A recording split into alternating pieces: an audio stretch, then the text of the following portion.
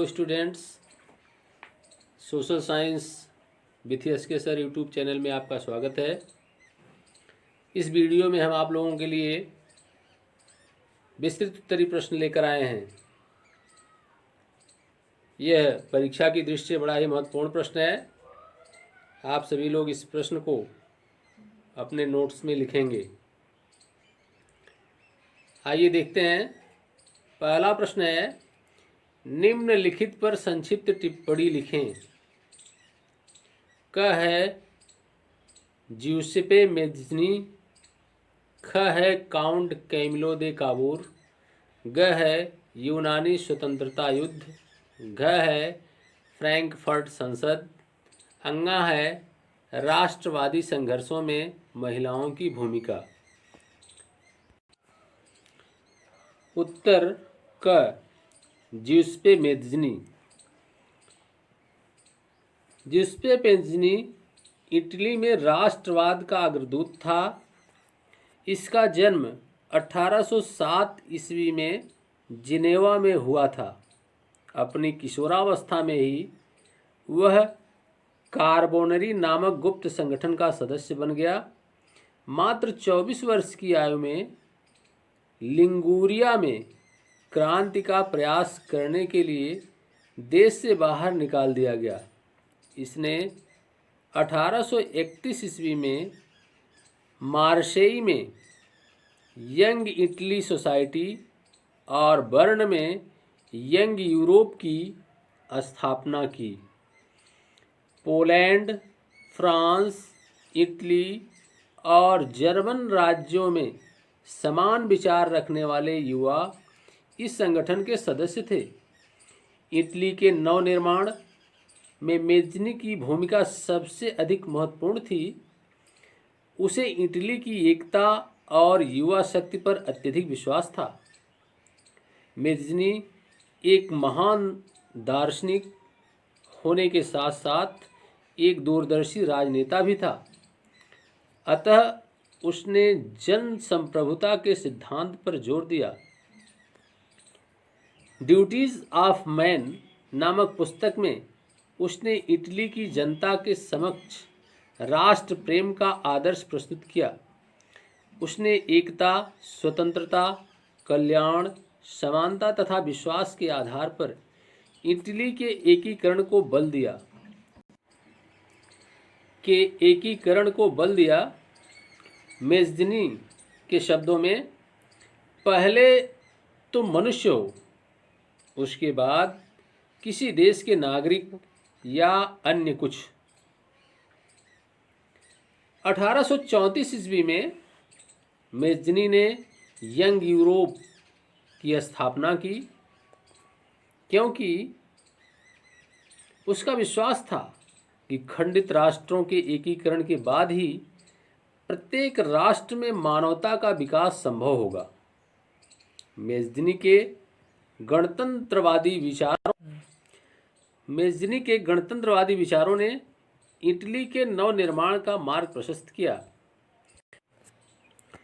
Metternich ने उसके विषय में कहा था कि वह हमारी सामाजिक व्यवस्था का सबसे खतरनाक दुश्मन है।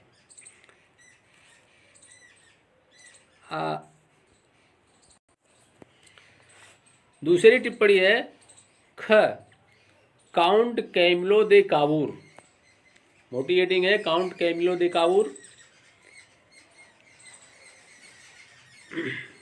इटली के प्रदेशों को एकीकृत करने वाले आंदोलन का नेतृत्व करता। Count Camillo de Cavour Italy का प्रमुख मंत्री था। वैचारिक रूप से वह न तो क्रांतिकारी था और न ही जनतंत्र में उसकी आस्था थी। इतालवी अभिजात वर्ग के अनेक आर्थिक रूप से संपन्न और शिक्षित सदस्यों की भांति वह इतालवी भाषा से कहीं अच्छी तरह फ्रेंच बोलता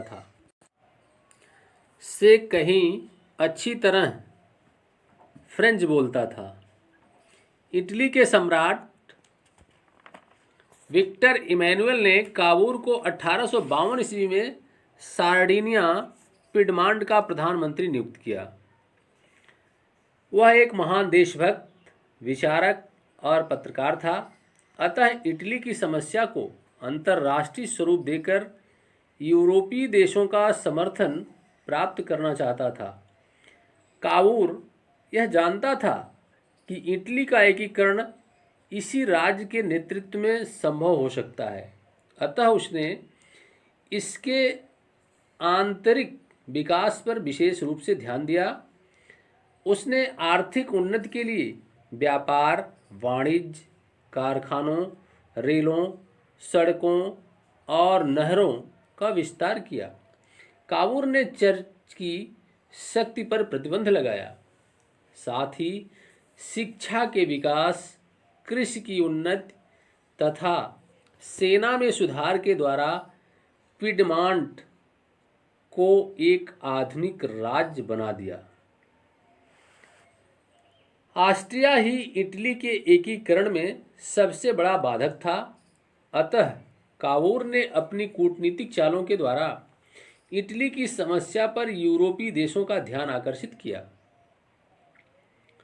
उसके प्रयास के कारण ही लोम्बार्डी, मॉडेना, पार्मा, टस्कनी आदि राज्य स्वतंत्र होते गए और सार्डिनिया में मिल गए।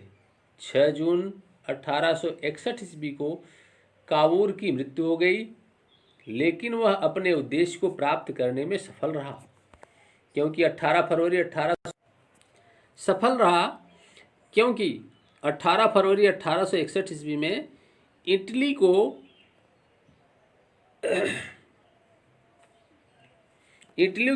की पार्लियामेंट ने विक्टर इमैनुअल को इटली का सम्राट घोषित किया। कावूर के प्रयासों के परिणाम स्वरूप इटली का एकीकरण संभव हुआ तथा सार्डिनिया पिडमांट 1859 ईस्वी में ऑस्ट्रियाई सेना को परास्त करने में सफल हुआ। इस प्रकार से कावूर के नेतृत्व में इटली का एकीकरण संपन्न हुआ। तीसरी टिप्पणी है यूनानी स्वतंत्रता युद्ध। आइए देखते हैं यूनानी स्वतंत्रता युद्ध पर। उदारवाद और राष्ट्रवाद के विकास के साथ यूरोप में क्रांतियों का युग शुरू हुआ। 19वीं शताब्दी में यूनान का स्वतंत्रता संग्राम भी राष्ट्रवादी भावनाओं से प्रेरित था। यूनान के स्वतंत्रता संग्राम ने यूरोप के शिक्षित अभिजात वर्ग में राष्ट्रीयता की भावना का संचार किया। 15वीं सदी से यूनान ऑटोमान साम्राज्य का हिस्सा था। यूरोप में क्रांतिकारी राष्ट्रवाद की प्रगति से यूनानियों का आज़ादी के लिए संघर्ष 1821 ईस्वी में आरंभ हो गया। यूनान में राष्ट्रवादियों को निर्वासन में रह रहे यूनानियों के साथ पश्चिमी यूरोप के अनेक लोगों का भी समर्थन मिला, जो प्राचीन यूनानी संस्कृति के प्रति सहानुभूति रखते थे। कवियों और कलाकारों ने यूनान को यूरोपीय सभ्यता का पालना बताकर प्रशंसा की और एक मुस्लिम साम्राज्य के विरुद्ध यूनान के संघर्ष के लिए जनमत जुटाया। अंग्रेज कवि लॉर्ड बायरन ने धन एकत्रित किया और बाद में युद्ध लड़ने भी गए, जहां 1824 ईस्वी में बुखार से उनकी मृत्यु हो गई। अंततः 1832 ईस्वी की कुस्तुनतुनिया की संधि ने यूनान को एक स्वतंत्र राष्ट्र की मान्यता दी। तो इस प्रकार आइए चौथी टिप्पणी देखते हैं।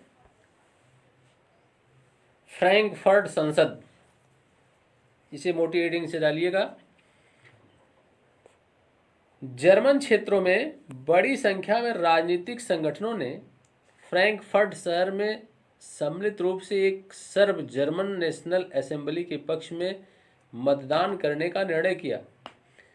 इसे फ्रैंकफर्ट संसद के नाम से जाना जाता है। फ्रैंकफर्ट संसद के सदस्यों का चुनाव वयस्क मताधिकार के आधार पर किया गया था। संसद का प्रथम अधिवेशन 18 मई 1848 ईस्वी में फ्रैंकफर्ट में आयोजित किया गया। वह संसद सेंट पॉल चर्च में आयोजित हुई। उन्होंने एक जर्मन राष्ट्र के लिए एक संविधान का प्रारूप तैयार किया। इस राष्ट्र की अध्यक्षता एक ऐसे राजा को सौंपी गई जिसे संसद के अधीन रहना था। जब प्रतिनिधियों ने प्रशा के राजा फ्रेडरिक विलियम चतुर्थ को ताज पहनने पेशकश की तो उसने उसे अस्वीकार कर उन राजाओं का साथ दिया जो निर्वाचित सभा के विरोधी थे। इस प्रकार जहां कुलीनबर्ग और सेना का विरोध बढ़ गया, वहीं संसद का सामाजिक आधार कमजोर हो गया। संसद के मध्यम वर्गों का प्रभाव अधिक था, जिन्होंने मजदूरों और कारीगरों की मांग का विरोध किया, जिससे वे उनका समर्थन खो बैठे। अंत में प्रशा के राजा के इनकार के कारण फ्रैंकफर्ट संसद के सभी निर्णय स्वतः समाप्त हो गए, जिससे उदारवादियों व राष्ट्रवादियों में निराशा हुई। प्रशा के सैनिकों ने क्रांतिकारियों को कुचल दिया, जिससे वह संसद भंग हो गई। 1848 ईस्वी की क्रांति का दमन कर दिया गया। इसके साथ ही जर्मनी में राष्ट्रीय आंदोलन को विराम लग गया। इस प्रकार से आपने देखा फ्रैंकफर्ट संसद पर टिप्पणी।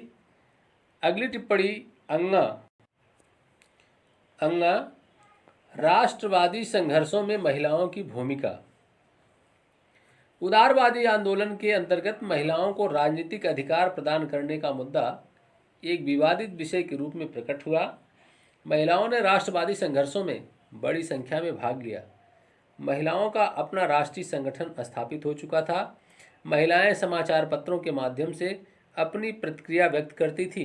राजनीतिक बैठकों तथा प्रदर्शनों में भी महिलाओं की सक्रिय भूमिका थी, लेकिन इसके बावजूद वे राजनीतिक अधिकारों से वंचित थीं। उन्हें असेंबली के चुनावों के दौरान मताधिकार से वंचित रखा गया था। सेंट पॉल चर्च में जब फ्रैंकफर्ट संसद की सभा आयोजित की गई थी, तब महिलाओं को केवल प्रेक्षकों की हैसियत से दर्शक दीर्घा में खड़े होने की अनुमति दी गई। यह महिलाओं की पहली बड़ी विजय थी। इस प्रकार से आपने देखा कि राष्ट्रवादी संघर्षों में महिलाओं की क्या भूमिका थी। महिलाएं चुनाव में हिस्सा नहीं ले सकती थीं, उन्हें चुनाव से बाहर रखा गया था। तो आप इन महत्वपूर्ण बिंदुओं पर टिप्पणी देखें, जिसे आप तैयार करेंगे।